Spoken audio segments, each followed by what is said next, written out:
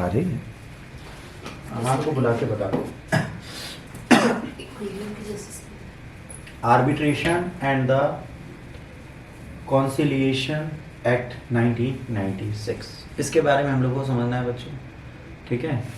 और ये जो पिछले पॉइंट में था वो मोनिका ये बता रहा था कि जो तेल का निर्यात टोटल वो करता है जितना बैरल है ना, वो पूरे विश्व में जितना तेल निर्यात होता है उसका 2.4% है। मतलब अगर 100 बैरल होता है तो 2.4% का मतलब 2.4 लीटर बैरल वहाँ से जाता है बस। अब ये 5 जज कॉन्स्टिट्यूशन बेंच है सुप्रीम कोर्ट का, जिसने रिसेंटली आर्ग्यूमेंट्स देखे किसके लिए, arbitral award under section 34-37 of the artificial act, है ना। मध्यस्थता पुरस्कार को संशोधित करने के लिए अदालत बैठाएगी। ये मध्यस्थता अधिनियम की धारा 34 और 37 के मध्य काम करते हैं। भारत में वैकल्पिक विवाद समाधान के लिए एक ठोस ढांचा स्थापित किया। इस अधिनियम ने मध्यस्थता और सुलह से संबंधित कानूनों को अद्यतन और संहिताबद्ध किया। यह व्यवसायों और व्यक्तियों दोनों के लिए महत्वपूर्ण है। यह उन्हें पारंपरिक अदालतों से बाहर किए जाने के विवादों के समाधान की तुलना में विवाद समाधान का अधिक आसान, कम विरोधात्मक और कम खर्चीला तरीका अपनाने की अनुमति देता है। 2 टायर सिस्टम ऑफर करता है attribution and the conciliation, the differences mode of conflict resolution. Parties can choose their rules of procedure and arbitrators for flexibility.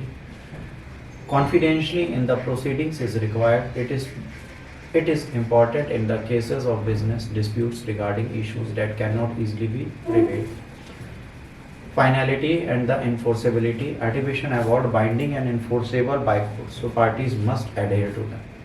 ठीक है, ये जो कहेंगे उसे मानना पड़ेगा, तो पार्टीज को इनको फॉलो करना पड़ेगा। Court should intervene under the certain cases which include the appointment of the arbitrators or enforcement of the award. Global applicability in the regard United Nations Commission on International Trade Law. It's globally compatible, and for this act helps international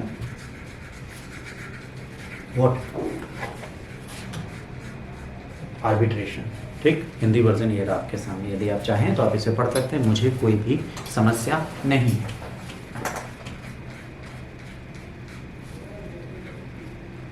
लगा दो आप।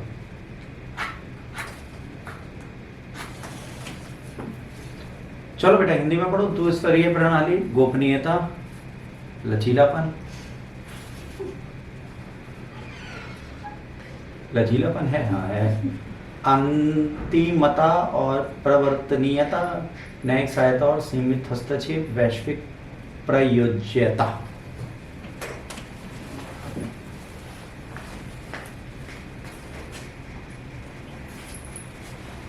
Parachute है। चलो ठीक है, major provision इसके क्या है ध्यान रखिए। Arbitration agreement, appointment of the arbitrators, entry measures by the court, ठीक है, arbitral processing, form and the content of arbitral award, setting aside the arbitral awards, ठीक, appeals, gives limited ground of appeal so that awardee are substantially final and enforceable। भाई अगर इसने कोई law बना दिया तो उसके बाद वो फोर्स हो जाएगा, फाइनल है, उसके बाद आप कहीं और नहीं जा सकते इसको लेके।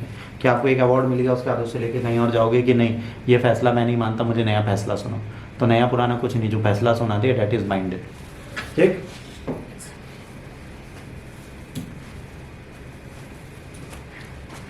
ये रहा हिंदी वर्जन, पढ़ लो जल्दी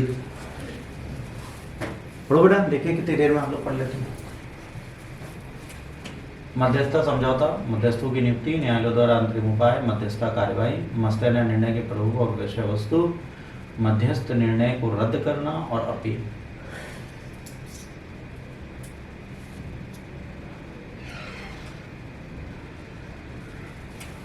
ठीक, देखिए ये आर्बिट्रेशन बहुत ज़रूरी चीज़ है। अगर ये होता है तो हमें हेल्प मिलती है, ठीक है, और अगर ये नहीं होता तो हमें काफ़ी लॉसेस होते हैं।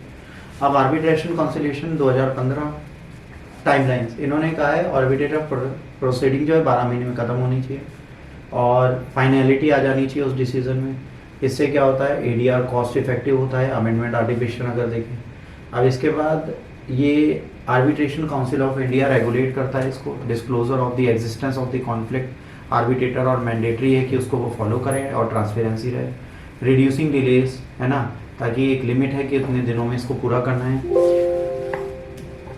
इसके बाद did away with automatic stage and arbitral revolt, ताकि फ्रॉड एंड करप्शन ना हो। स्ट्रीमलाइन प्रोग्रेस है, ताकि यहाँ पर प्रो इन्फोर्समेंट हो जाए अप्रोच का, ताकि ये प्रॉपर मैनर में कार्य कर पाए। देखिए अगर यहाँ पे करप्शन जैसे कोई इश्यूज होते हैं, कोई इसको करप्ट करने की कोशिश करता है, इसको ख़त्म करने की कोशिश करता है, तो इश्यूज़ हैं।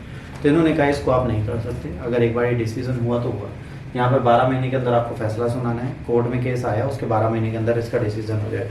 इनका डिसीजन बाध्य है, इसके बाद आप कहीं और नहीं जा सकते, ध्यान रखिएगा। ठीक, इसके बाद कहीं और जाने के लिए आपको दूसरा ऑप्शन